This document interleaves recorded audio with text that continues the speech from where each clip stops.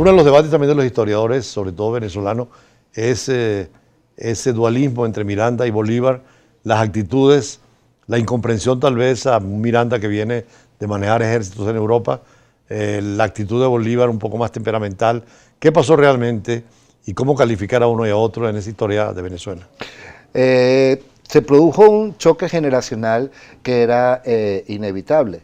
Cuando Miranda regresa a Venezuela, primero Miranda es el primer gran latinoamericano que el mundo reconoce. Es decir, el hombre se había paseado por los Revolución principales... Americana, Revolución Francesa. Sí. Es decir, había estado en el tope de los sucesos mundiales para ese momento. Pero tenía muchísimo tiempo sin pisar su patria. Y además, él no era parte de esa élite que, como dijo Bolívar en la Carta de Jamaica, aspiraba a ejercer la tiranía doméstica porque controlaba el poder económico. Él no era parte de esa élite y era inevitable que se produjeran esos choques. De una u otra manera, las revoluciones siempre se comen o a sus hijos o se comen a sus padres.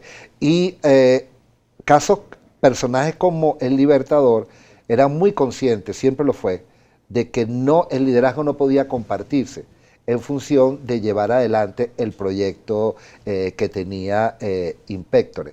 Obviamente Miranda era una especie de impedimento, el efecto retardatriz para ese proyecto que el Libertador quería llevar a cabo. Y bueno, lo que ocurre en la historia, llegó el momento en que las circunstancias determinaron que uno dejara de lado... ¿Quién tenía más razón? ¿La actitud racional, prudente de Miranda en la capitulación de San Mateo o la actitud de Bolívar de una guerra continuada y permanente?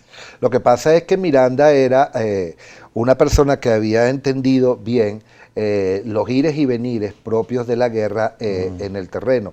Y en la guerra no siempre se gana, en la guerra a veces se pierde para ganar. Y el asunto de Miranda era tratar de reconstruir fuerzas para una nueva ofensiva. Obviamente el ímpetu de quien aspiraba a ser el líder del proyecto, Miranda le dio la excusa perfecta para acusarlo de traidor o para dar a entender que era un traidor, que había que desplazarlo. Lo cierto del caso es que en ningún caso, en ese momento Bolívar tuvo razón. Y le voy a decir por qué Bolívar no tuvo razón. Porque si Bolívar hubiese tenido razón en la manera como concibió esa primera fase de la guerra, la República no se hubiese caído. Sí, fue la primera caída. Tal cual. Hay un fracaso estrepitoso. La manera como entendió la guerra. La capitulación es precisamente la caída de la primera tal República. cual. Y la manera, pero después tiene otro fracaso Bolívar. Sí. Porque hasta que no se da cuenta que el problema era fundamentalmente social y que si no involucraba a las clases desposeídas en ese proceso de independencia, que era la única manera de hacerlo, era decretando la abolición de la esclavitud, hasta que no va a Haití y hasta que no se da cuenta de que es un proceso social, Bolívar no ha entendido cuál debe ser el curso que debe seguir la guerra. Así que en esos primeros momentos también estuvo equivocado. Y en esa narrativa entre Bolívar y Santander también, ¿cómo se visualiza la historia de hoy? Bueno, lo que pasa es que es un tema absolutamente ideologizado en estos días sí, claro. En Venezuela. Lo cierto del caso es que hay una cosa que hay que entender. El proyecto de integración global que tenía Bolívar en mente era un proyecto que era inviable, era un proyecto que estaba condenado al fracaso. Y más allá de sus aspiraciones, no iba a cristalizar. El hecho de que en la Nueva Granada, el hecho de que en Venezuela, el hecho de que en Ecuador, una élite haya reaccionado con los pies sobre la tierra y haya decidido construir un proyecto nacional auténtico, es una demostración de cuán equivocado estaba el Libertador. Y no se puede acusar de traidores aquellos que efectivamente terminaron de construir nuestra nacionalidad. Sin la decisión de Páez y quienes estaban al lado de él, nosotros no tendríamos el país que tenemos hoy en día. Y eso hay que reconocerlo. No era un acto de traición, era simplemente una definición histórica que se necesitaba en ese momento. ¿Hubo realmente una entrega de Miranda por parte de Bolívar a la autoridad española? Bueno, eso hay muchas especulaciones al respecto. Algunos señalan que era una manera de obtener el salvoconducto para que pudiera escapar. Pero lo cierto del caso, más allá de eso, a mí me parece que eso no es lo trascendente. Lo trascendente es el proceso.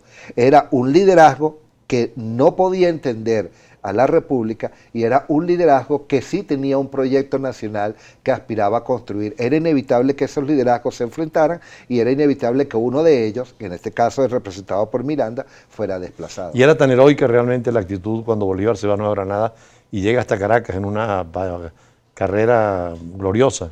Bueno, la verdad que Bolívar fue un estratega militar como muy pocos ha habido en la historia de la humanidad. De eso no hay ningún tipo de duda. Y el paso de los Andes es una hazaña que está en los anales de la conducción de la guerra. Pero además paso de los Andes que no se hizo ni siquiera una sola vez, que se volvió a hacer. Hay que imaginar lo que significa un llanero, un hombre que andaba prácticamente desnudo. Sí. Ver esas alturas, ver la nieve, es decir, esos glaciares que están en nuestros picos más elevados, sufrir ese inmenso frío y sin embargo llegar a combatir. Claro. Esa es una hazaña militar, bueno, de proporciones gigantescas, y quien la condujo tenía necesariamente que ser un líder militar extraordinario. ¿Por qué han utilizado algunos autócratas tanto a Bolívar en la historia venezolana para justificar su propia política? Porque siempre el culto al héroe sirve para justificar los proyectos políticos. A ver, cuando las sociedades no desarrollan una cultura política avanzada, que esté claramente dirigida a exacerbar, a fomentar el poder de la gente, el poder ciudadano, siempre se amparan en las hazañas de los héroes. Y ese apalancarse en la hazaña de los héroes es porque manejan ideológicamente el asunto de que nadie pueda rebatir la postura de ese líder. Es decir, cuando yo digo yo soy bolivariano, yo lo que estoy diciendo, yo estoy con Dios. Y si yo estoy con Dios, ¿quién contra mí? Porque si tú estás contra mí, estás contra el Libertador, estás contra la patria. Es una manipulación absolutamente aberrante, que no tiene nada que ver con la realidad histórica. Uno puede estar de acuerdo o no con los héroes, porque al fin y al cabo del pasado no es que tenemos que vivir. Vivimos el presente y tenemos que construir un futuro. Para terminar, ¿qué hacer en las nuevas generaciones, y usted que es profesor de historia, con esa figura de Bolívar? Lo que hay que hacer con todas las figuras históricas, colocarlas en su contexto. Hay un pecado gravísimo que cometen algunos historiadores y que cometen también las sociedades, que es el anacronismo. Es decir, el tratar de entender fenómenos del presente con base en patrones del pasado. Eso nosotros tenemos que superar ese culto al héroe, tenemos que superar esa historia bronceada, esa historia de estatuas, y tenemos que ir a una historia que sea historia de sociedades, de pueblos, una sociedad que sea de la ciudadanía. Bueno, muchísimas gracias al profesor Luis Butó. Quiero decirle que de tantas entrevistas que he hecho, y sobre todo en la parte histórica, es una de las más libre de que enseña.